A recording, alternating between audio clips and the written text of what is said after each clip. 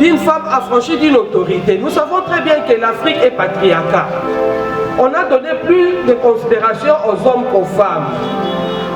Dans le milieu plus reculé, le parent aime scolariser les enfants garçons que les enfants filles.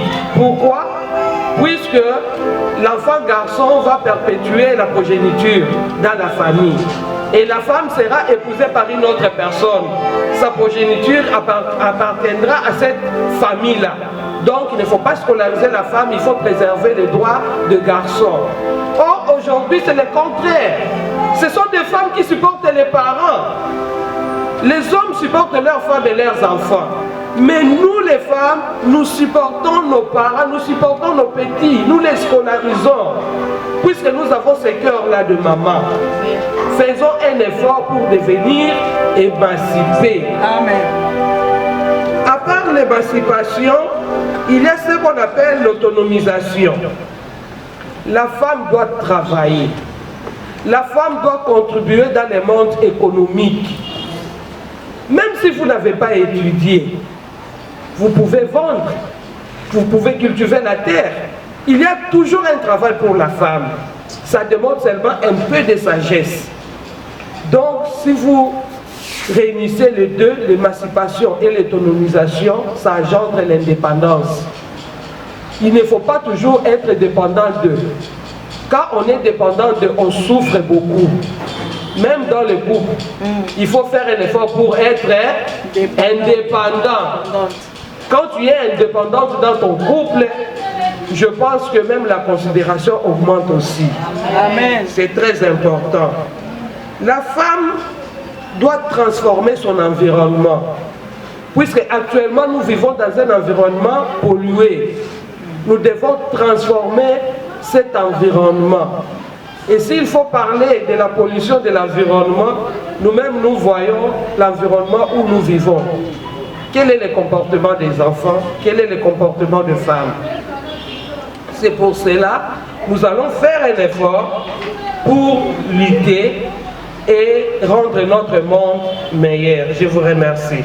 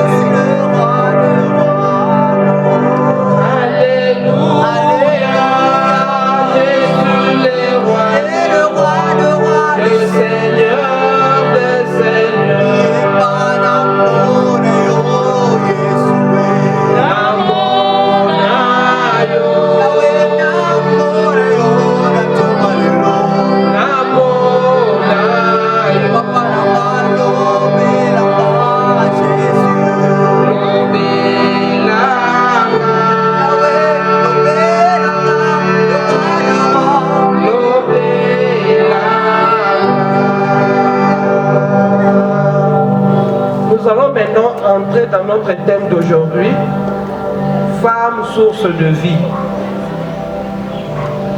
Nous allons décortiquer d'abord les termes clés de notre thème. Nous allons d'abord analyser et définir qu'est-ce qu'on entend par femme. D'où vient ce mot-là, femme? Selon M. Larousse, donc le dictionnaire, la femme est un être de sexe féminin. C'est une épouse, c'est une conjointe, un partenaire de vie dans le mariage. C'est comme ça que M. Larousse définit la femme. Et maintenant, selon Dieu, qui est femme? Là, nous pouvons lire dans Genèse 2, versets 22 à 23. L'Éternel Dieu forma une femme de la côte qu'il avait prise de l'homme, et il l'amena vers l'homme. Et l'homme dit, voici cette fois-ci, celle qui est os de mes os, la chair de ma chair. On l'appellera femme, parce qu'elle a été prise de l'homme. Là, c'est selon ma version. Si quelqu'un parmi nous a une autre version, elle peut aussi lire. Genèse 2, de 22 à 23. Nous lisons au nom de Yoshua. Amen. Genèse 2, versets 22 à 23. L'Éternel Dieu forma une femme de la côte qu'il avait prise de l'homme, et il l'amena vers l'homme. Et l'homme dit, voici cette fois-ci, qui est Dieu a travaillé cette côte, puis a amené à Adam. Et Adam était satisfait, puisque c'était vraiment une belle créature.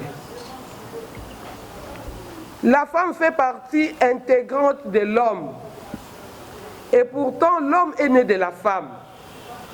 Cela montre que l'homme et la femme ont besoin l'un de l'autre. L'homme et la femme se complètent.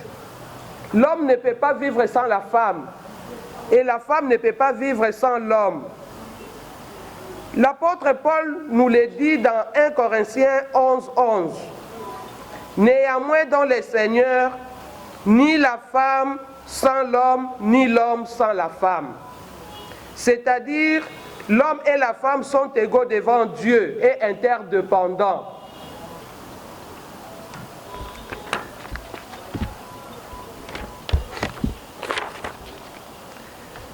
Nous allons maintenant passer à notre deuxième mot-clé qui est source.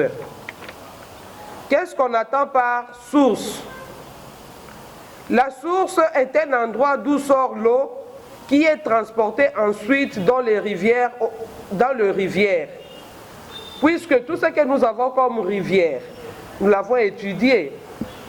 Les rivières se jettent dans des fleuves. Des fleuves se jettent dans des mers se jettent dans des océans. Il y a toujours une source qui commence quelque part. C'est pour cela, M. Larousse définit la source comme un endroit d'où sort l'eau. Et cette eau est transportée ensuite dans les rivières. Au sens figuré, il nous dit, la source signifie aussi l'origine, un principe. L'eau qui sort de la terre, c'est l'origine d'un cours d'eau. Ce que je viens de vous dire ici.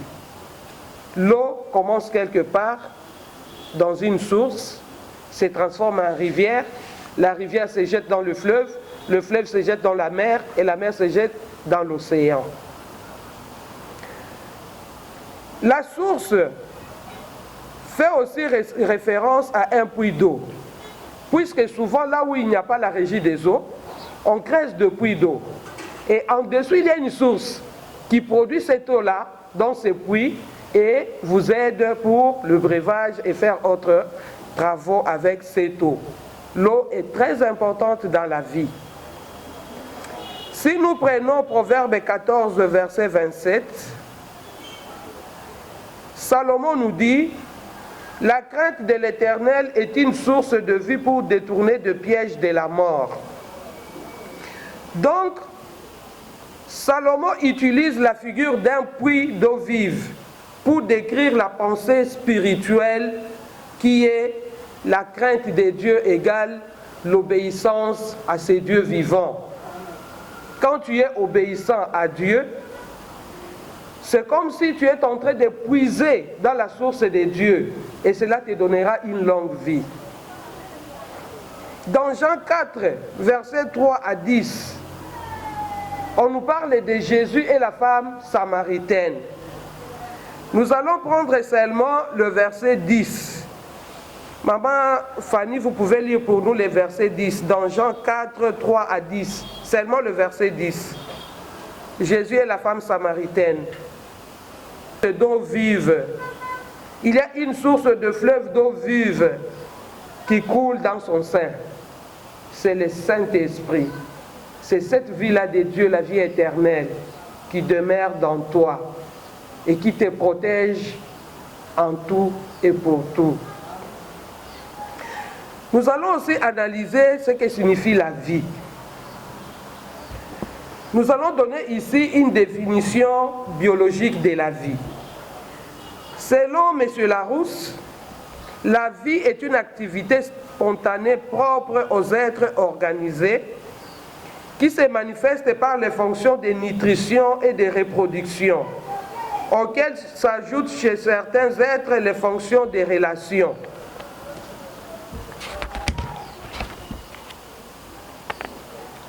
Là, c'est M. Larousse qui définit la vie.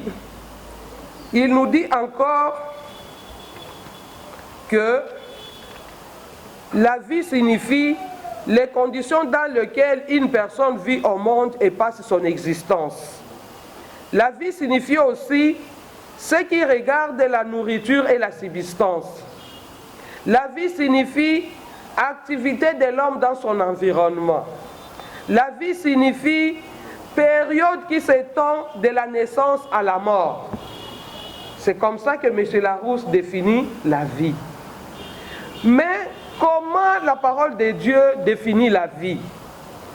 Nous allons prendre Genèse 2, verset 7. Selon ma version, c'est écrit: L'Éternel Dieu forma l'homme de la poussière de la terre.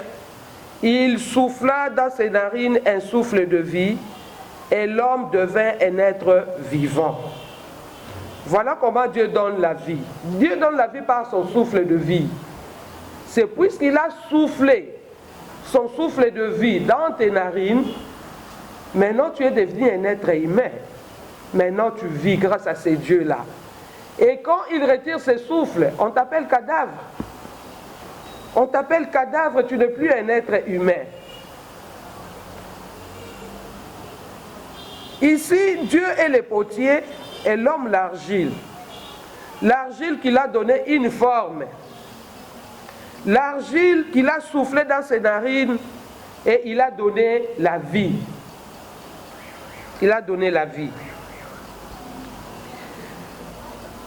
Il y a aussi, dans ce que Dieu a fait, l'homme représente le Christ et la femme représente l'Église. Or, l'Église est le corps mystique du Christ. Selon Genèse 2, versets 22 à 23, l'homme et la femme sont égaux devant Dieu. Et maintenant, comme nous avons défini nos trois concepts, femme, source et vie, comment la femme peut-elle devenir source de vie? Premièrement, par son comportement. Par son comportement. Il y a des qualités requises à une femme. La première qualité, nous avons pris l'humilité. L'humilité, c'est quoi? L'humilité, c'est savoir s'effacer. L'humilité, c'est savoir faire des concessions. Même si tu n'as pas tort, tu demandes pardon. Tout juste pour éviter des problèmes. L'humilité, c'est savoir d'abord chercher l'erreur dans toi-même. Il ne faut pas toujours jeter des fautes aux autres. Il faut d'abord voir ce que toi-même tu as fait. Faire d'abord l'introspection. Qu'est-ce que tu as fait pour que vous puissiez arriver à ce niveau-là? Donc la femme doit être humble. Il y a aussi une autre qualité de la femme. La femme doit savoir aimer. Puisque la femme qui n'aime pas a un très mauvais cœur. La femme qui n'aime pas est très jalouse. Ce sont des gens qui jettent des mauvais sorts aux autres. Ils n'aiment pas l'évolution des autres. La femme doit savoir aimer. L'amour donne aux hommes la capacité d'avancer. Même s'il y a des difficultés, là où il y a l'amour, l'homme fera tout pour avancer. C'est pour cela que la femme doit savoir aimer. La femme qui sait aimer est conciliante. Ce n'est pas une femme qui divise les gens. C'est une femme qui est là pour réunir. C'est pour cela que la femme doit savoir aimer et aimer sincèrement. Troisième qualité pour la femme, c'est l'honnêteté. La femme doit éviter le mensonge. C'est vraiment pitoyable pour une femme qui est là toujours pour mentir. Puisque celui qui ment est comme un voleur. Il n'y a pas de différence entre un menteur et un voleur. La femme doit apprendre à dire la vérité, puisque la vérité est affranchie, la vérité bénie. La femme doit éviter des secrets inutiles, surtout dans les couples. Il faut éviter de secrets. Ce n'est pas bon pour une femme. Puisque une femme qui est honnête va même éviter des mauvais amis. Puisque quand une femme n'est pas vraiment honnête, c'est une femme qui livre tout à tout le monde. Il aura des mauvais amis. Et ces amis-là vont lui prodiguer des mauvais conseils, qui vont même dissoudre son mariage. Et ici au monde, nous voyons des amis qui remplacent leurs amis dans le mariage. Et elle y reste. Toi, tu pars. C'est puisque tu as été dans le mensonge. Tu as été au milieu de gens qui ne craignent pas Dieu. Et la quatrième qualité pour la femme, c'est la maturité. Je voulais là parler de la sagesse, mais la sagesse se trouve dans la maturité. Quelqu'un qui n'est pas sage n'est pas aussi mature. Donc, quand on parle de la maturité, on voit aussi la sagesse. Puisqu'on nous a dit, la femme sage bâtit sa maison. Donc, la femme doit être sage en tout et pour tout. La sagesse, c'est votre capacité de trouver les solutions devant les problèmes difficiles. Maman, qu'est-ce que toi tu fais devant des problèmes difficiles? Est-ce que tu t'es plaint? Tu peux rencontrer ton problème à tout le monde? Est-ce que les gens à qui tu narres tes problèmes vont te donner la solution? Non. Seul Dieu, Jésus-Christ, est la solution à tous nos problèmes. Donc, nous devons faire un effort pour être mature. Quelqu'un qui est mature ne garde pas des rancines dans son cœur, puisque la rancune détruit. Tant que tu n'as pas pardonné, toi-même tu souffres plus que la personne que tu ne veux pas pardonner. Et surtout si c'est quelqu'un qui ne connaît pas Dieu. Mais toi tu souffres à sa place, lui il est à l'aise. C'est pour cela qu'il ne faut jamais garder des rancunes dans vos cœurs. La femme doit savoir pardonner. Donc il faut vraiment être mature, être au-dessus des problèmes qui surviennent devant nous. Là, nous allons lire dans Proverbe 16, verset 22.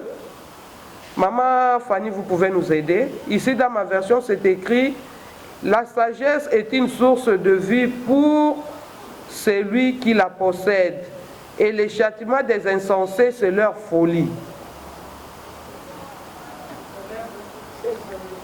Proverbe 16, 22.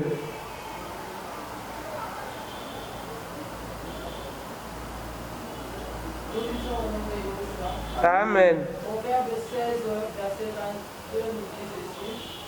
La sagesse est une source de vie pour celui qui la possède, et le châtiment des insensés, et c'est leur folie. Amen. Amen. Donc là c'est clair. Salomon nous dit, la sagesse est une source de vie pour celui qui la possède. Et les châtiments des insensés, c'est leur folie. Puisque si nous regardons dans la vie, 80% des châtiments que nous subissons, nous-mêmes nous sommes des auteurs de ces châtiments. C'est pour cela, devant un problème, il faut commencer d'abord à s'interroger. Quelle est ta contribution dans ces problèmes-là pour que ça arrive à ces niveaux? Il faut faire attention, chère maman, chère femme. il faut savoir aimer, il faut être mature, il faut être humble et il faut être honnête. La femme, source de bénédiction. La femme, source de vie, c'est une source de bénédiction. Puisque la femme est porteuse de vie, elle est éducatrice.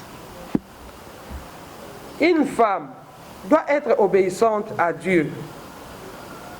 Doit être obéissante à Dieu, puisque pour être obéissante à Dieu, il faut d'abord être convertie. Une femme qui n'est pas convertie, comment est-ce qu'elle va obéir à Dieu? Et quelqu'un qui n'obéit pas à Dieu, comment est-ce qu'il va obéir à son mari? Mais c'est une femme qui crée toujours des problèmes. Elle crée toujours des polémiques partout où elle est, elle crée des problèmes. C'est pour cela, je vais maintenant parler de la conversion de la femme. Une femme non convertie est un problème dans la société. Puisque nous tirons tout de la Bible. Même quand nous avons étudié les droits, tout ce qu'on a fait là, les droits pénals, les droits économiques, tout est tiré de la Bible, puisque le droit vient de la Bible. Donc la Bible, c'est la parole de Dieu et cette parole-là est importante dans notre vie. Dans le psaume 119, David nous demande de méditer jour et nuit la parole de Dieu, puisque la parole de Dieu vous rapproche des dieux vivants. La femme doit être convertie pour être bénie. Maman Fanny lisait pour nous Deutéronome 28, verset 2. Je commence d'abord par lire ici ma version. Voici toutes les bénédictions qui se répandront sur toi et qui seront ton partage lorsque tu obéiras à la voix de l'Éternel, ton Dieu. Oui, Deutéronome 28, 2.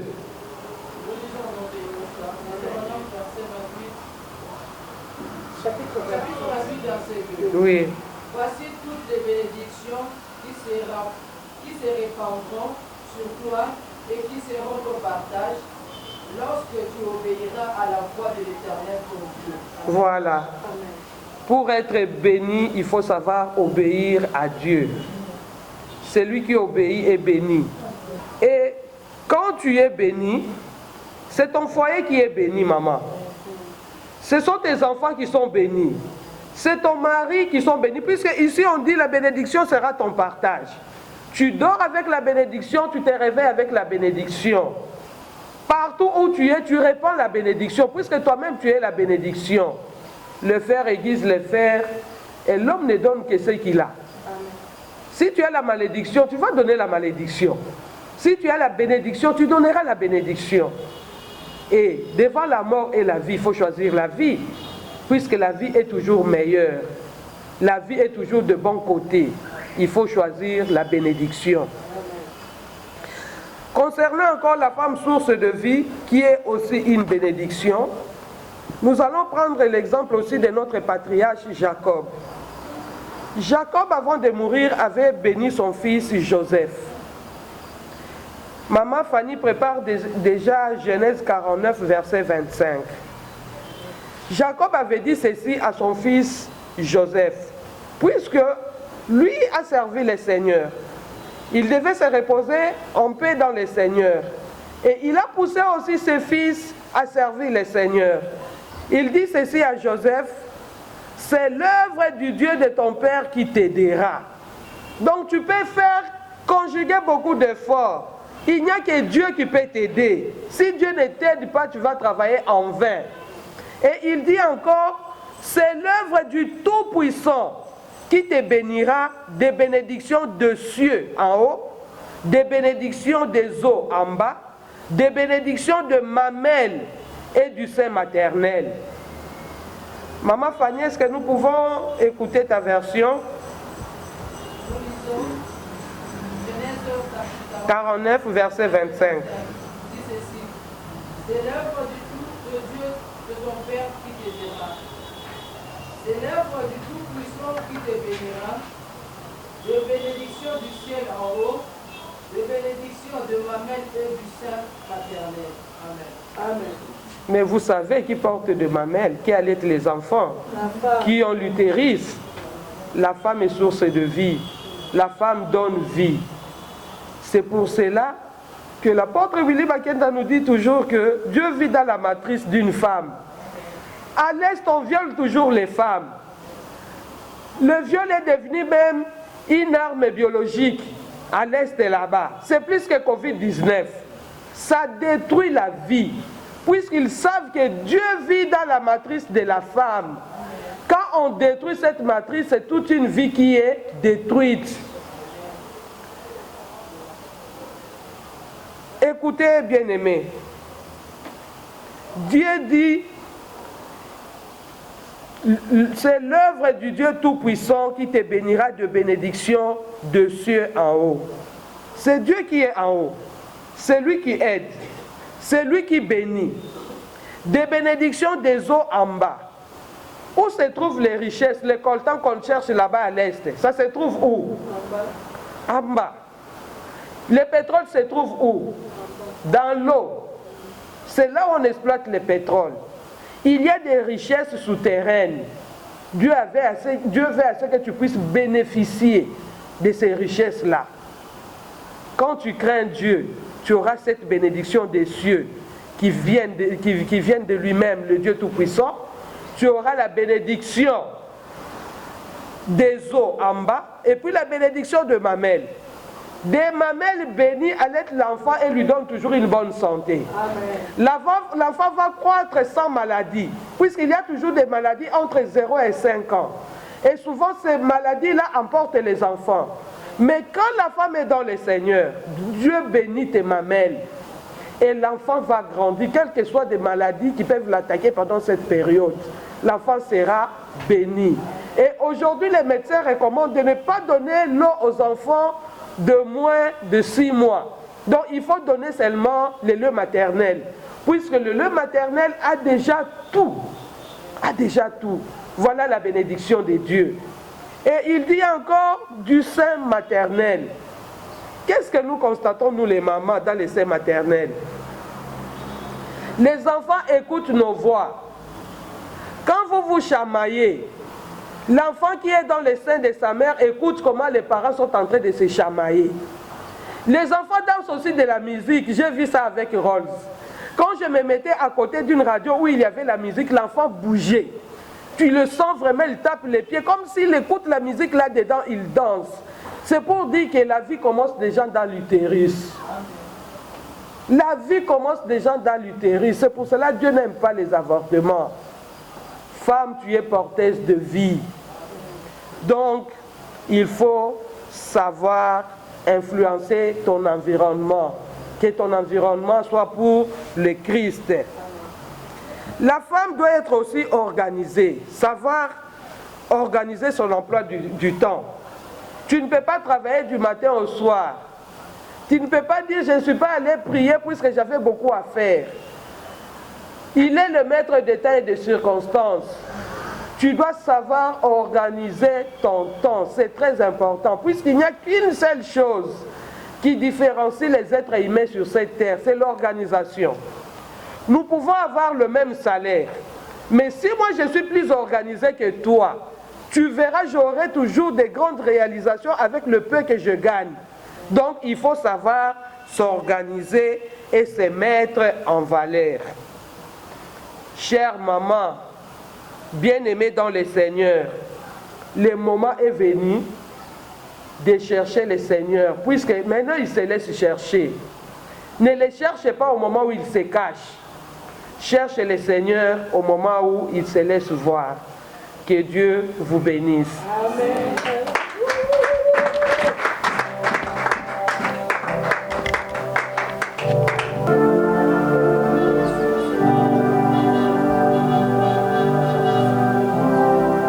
Quand on parle de la femme, on voit l'homme, on voit les enfants.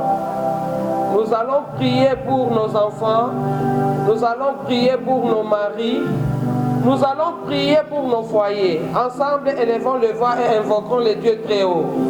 Éternel Dieu Tout-Puissant, c'est toi notre Dieu. Nous n'avons que toi, Seigneur. Seigneur, bénis nos familles. Seigneur, bénis nos maris, bénis nos garçons, Seigneur. Que les enfants grandissent en grâce et en sagesse.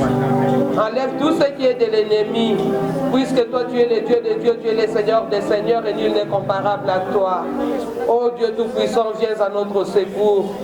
N'abandonne pas nos maris, n'abandonne pas nos enfants, n'abandonne pas nos familles, Seigneur. Jette un regard favorable sur nous.